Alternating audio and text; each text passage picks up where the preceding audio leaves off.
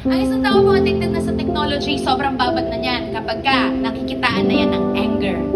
Yan, no? Ibig sabihin, nagiging impatient.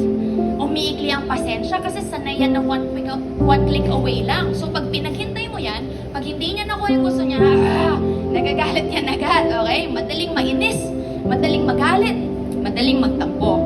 Kasi po, ang pagbababad sa cellphone, nakakapangit ng ugali.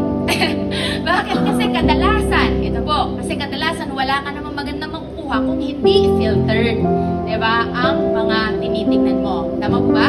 So number one, anger. Ito po yung senyales o simptomas of someone who is addicted to technology. Number two is anxiety.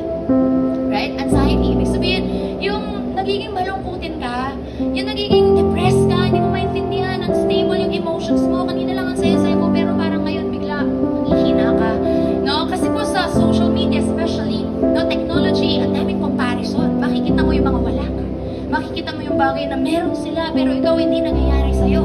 Kaya naman may envy, may worries, dahil nakikita mo yung patayan dito, mga nakawan dito, at kung ano-ano pa mga ugali ng tao. May fear, no? And this fear symptoms can escalate into a panic attack.